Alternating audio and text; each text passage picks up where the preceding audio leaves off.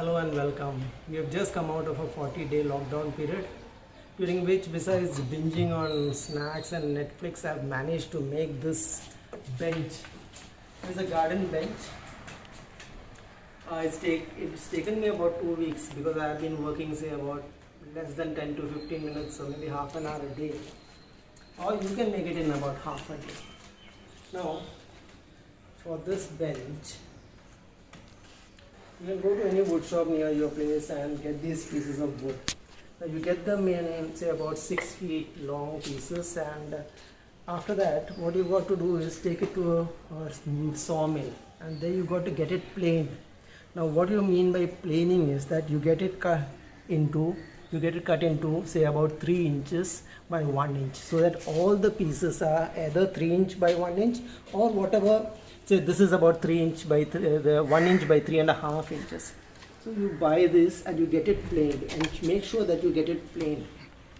See, the length of the wood that we can cut it, we can do that on our place, but planing it is very difficult to do. So make sure that it is planed first. That means you have pieces which have the equal width and equal thickness, so that you can get it done. Now about and the width and the length of the bench, it is up to you. This is, say, about 6 feet long, and it's about 17 inches in width, and it's about 1.5 foot above the level of the floor. So the legs are, say, about 1.5 foot above the level of the floor. Now these pieces of wood that I have is from an earlier project of mine, and these are the leftover pieces.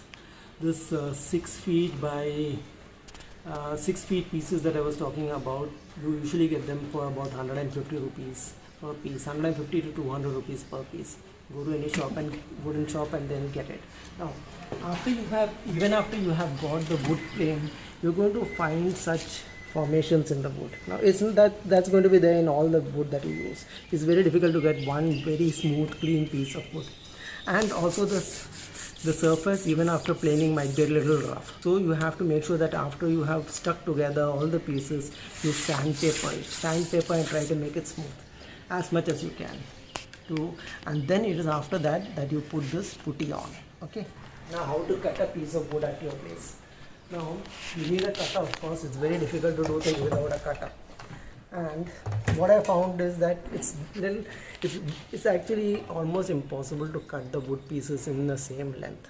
But the closest that I get to is by following this method. I take a plank of wood, clamp it onto the table surface, and then now supposing this is the length that I want to cut it to. Okay, so I measure the length, and then taking this angle, I draw a line over there. Okay, now this cutter, this piece of the cutter is, say, about 9.5 centimeters. So I keep it over here, mark out the measurement, and I draw another line over here. This is about 9.5 to 10 centimeters. So at 10 centimeters, I draw another line, keeping the L, and I draw another line. Okay. After drawing the line, now what I do is that I take a piece of tile. Now this is got an edge which is factory cut, so this is quite perfect. It's a straight line. So you keep it over here, okay, and then you clamp it onto the piece of wood. Clamp it on like this. Now then, taking the cutter, what you do is that when you keep it like this, the blade comes on this line. So you have to make sure that it sits properly, and then you just go ahead and cut it. So that is the closest that I have come to getting a straight line. Now I have been using tools for a very long time, and till now I have not managed to get a straight perfect cut. This is how I do it these days. Okay, so you can measure out the length and keep cutting like this. All you've got to do is make sure that the cutter sits flat on the piece of wood. Okay, now about this bench. After you have cut out all the pieces as per the requirement that you have, there are 3 things that you use over here. One is screws. Now you can take these 2-inch screws, these black screws which has got a star top. Okay, use them, they are the best. Then you use this Fevicol synthetic resin adhesive. Now this is a must. This is one of the best things that I ever used for sticking wood. See, this is something which I stuck, say, about a couple of days back. Look at the strength of the piece. I have not put any screws over here, but still it is stuck so hard that when you knock it, it won't come off. So make sure that all the joints are stuck with synthetic adhesive resin. Synthetic resin adhesive. Now that's one thing. Now you take the pieces, you stick them, and then you start screwing. So what do you do? How do you screw this? Now screwing, what you do is, there are three drill bits that you have to use. One is a big drill bit. With a big drill bit, what you do is, you first take the drill bit and make a small hole.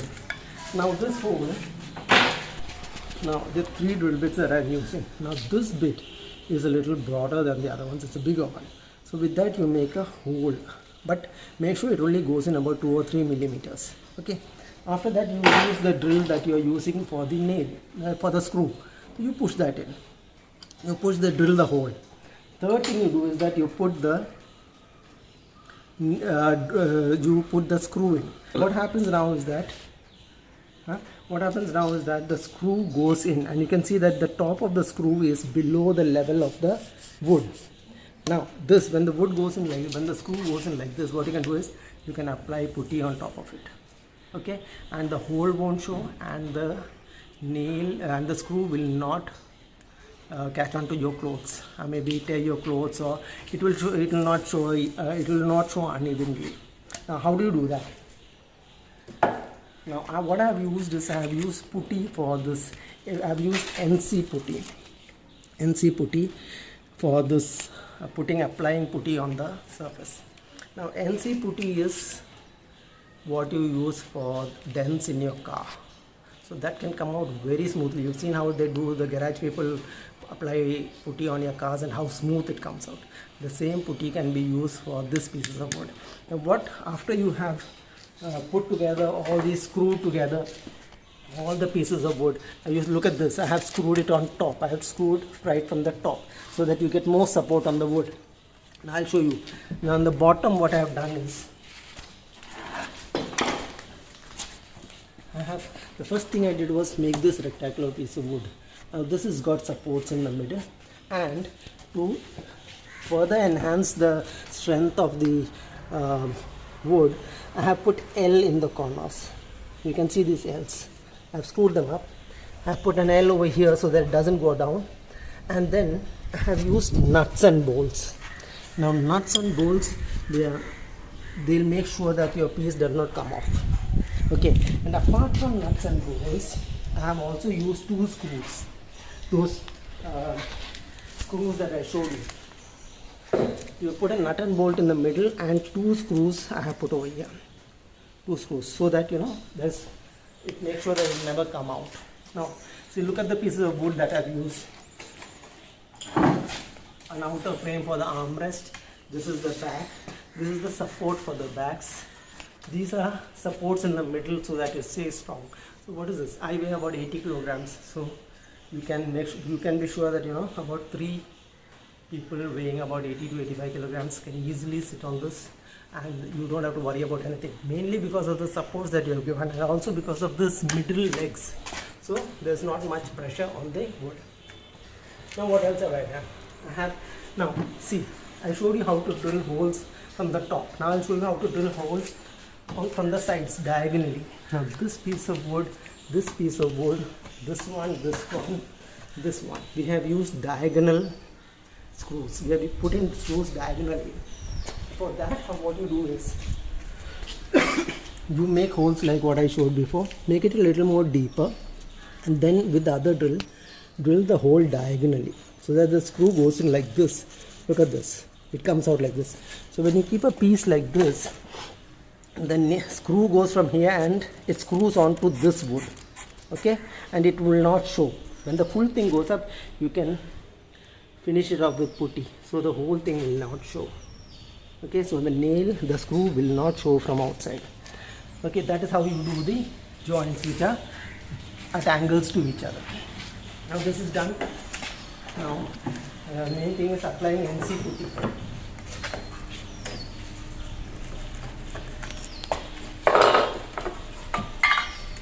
The advantage of NC putty is that you get a very smooth finish, and the other thing is that it dries off very fast. The NC putty dries off in say about half an hour to 1 hour. You have to just apply the putties with a putty blade and just apply it on top like this. Make sure that is smooth. Apply it on top. Okay, if you want to make it a little more thin, the putty a little more thinner, you can apply thinner to it and make it more watery. Now that's one thing. The second thing is, after you have done this, the way to putty the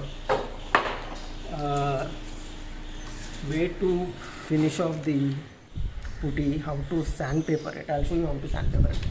Now if you are using the ordinary sandpaper, it will not work on NC putties. It will not work on NC putty, it will not come out well.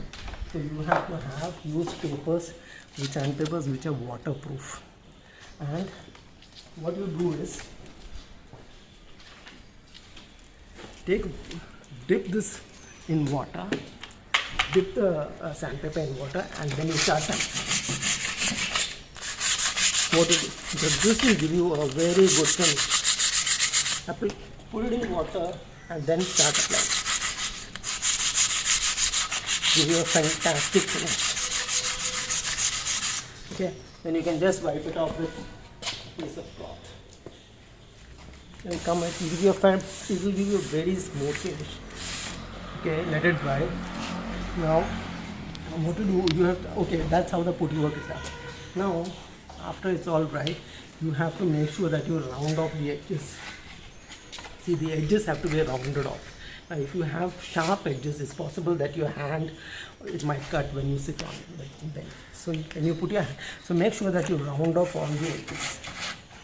Round it off so that it's smooth and round. But when the whole thing is done, when you apply putty, what you've got to do is just apply primer, put wood primer on the bench, and then paint it off with whatever color you want. Now after you finish the bench, what you have to do is that you can use a water level and check if the levels are right. Okay. Now, most of the surfaces that you work on are not going to be flat. The floor will not be flat. So you will end up with a bench where either one of the legs is say about a millimeter longer than the other. So please do not try to cut it with a cutter. What you have to do is use a sandpaper, gently rub it so that all the legs are of the same size. Now after that, what you do is that you put rubber bushes. Rubber bushes, when you sit on them, they will adjust the levels so that it will sit properly. When you take it inside your home and you sit on it, that level will adjust itself. So don't use a cutter for the wood, even if it is a millimeter, because if you cut a millimeter, then the other leg, there's always a possibility that you will cut more than what is required, and then the other legs won't fit anyway. So just let it be and then use a sandpaper to level it. Okay, that's how the bench is made. That's how you apply putty. Make sure that you use NC putty because it dries up fast and it gives you a very smooth finish. Okay, thank you for watching. If you like the video, subscribe.